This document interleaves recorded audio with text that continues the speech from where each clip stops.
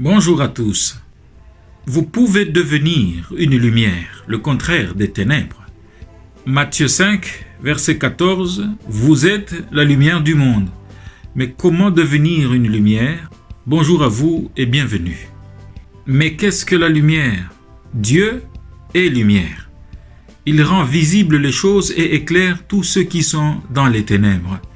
1 Jean 1, 5, la Bible dit: la nouvelle que nous avons apprise et que nous vous annonçons, c'est que Dieu est lumière et qu'il n'y a point de ténèbres en lui. Il est connu dans 1 Timothée 6, 16 que Dieu habite une lumière inaccessible que nul homme n'a vue ni ne peut voir. Dans Genèse 1, la Bible dit que Dieu, c'est lui qui a fait, il a créé les grands luminaires, le soleil pour présider au jour, et il a créé la lune et les étoiles pour présider à la nuit. Et Jacques va dire que Dieu est le Père des lumières. La première source de la lumière, c'est Dieu. La deuxième source de la lumière, c'est Jésus-Christ. Il a dit: pendant que je suis sur terre, je suis la lumière du monde. Pour que Jésus vienne et devienne une lumière pour le monde, Luc 1, 78, il dit: c'est par les entrailles de la miséricorde de Dieu que Jésus-Christ, le soleil levant, nous a visités. Parlant de Jésus-Christ, le soleil levant, l'apôtre Paul, se justifiant devant le roi Agrippa, a dit au roi qu'il est parmi les rares qui ont vu Jésus-Christ dans sa forme physique, le soleil levant. Il a dit que pendant qu'il allait à Damas pour persécuter l'Église, il a rencontré Jésus-Christ sur son chemin et voilà que sa lumière était plus immense que celui du soleil. Et même dans Jérusalem nouvelle, où il n'y aura pas besoin de lune ni de soleil pour éclairer, car la gloire de Dieu éclaire toute la ville entière, c'est Jésus-Christ qui est le flambeau qui tient cette gloire qui éclaire la ville entière. La deuxième source de lumière, c'est Jésus-Christ, et la troisième source de lumière, c'est vous.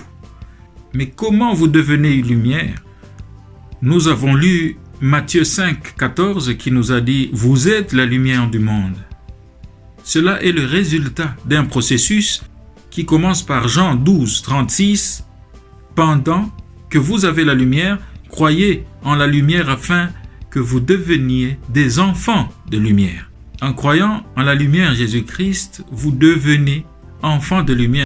Vous avez une petite lumière. Mais pour que vous deveniez une lumière faite, votre lumière petite doit grandir. Ésaïe 2, verset 5 dit: venez, marchons à la lumière de l'Éternel. Marcher à la lumière de l'Éternel est expliqué dans le psaume 119, verset 105, qui nous dit: ta parole est une lampe à mes pieds et une lumière sur mon sentier. Marcher à la lumière de l'Éternel veut dire alors vivre en mettant en pratique la lumière de la parole de Dieu. La parole de Dieu ne peut être éclairée que par Dieu lui-même.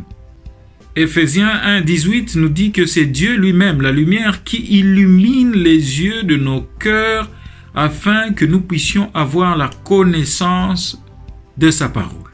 Dès que nous disposons nos cœurs à accéder à la lumière par la connaissance de la parole de Dieu, il met à notre disposition deux connaissances.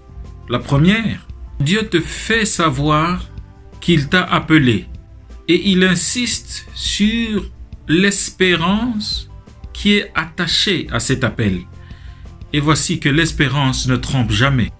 La deuxième connaissance, Dieu te fait savoir que tu es un héritier, que ton héritage est glorieux en Christ, et il veut que tu puisses connaître la richesse qui est attachée à cet héritage glorieux.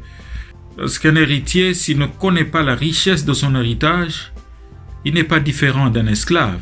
À chacune de ces connaissances est attachée une lumière, et ces lumières mises ensemble produisent une illumination, c'est-à-dire une grande lumière.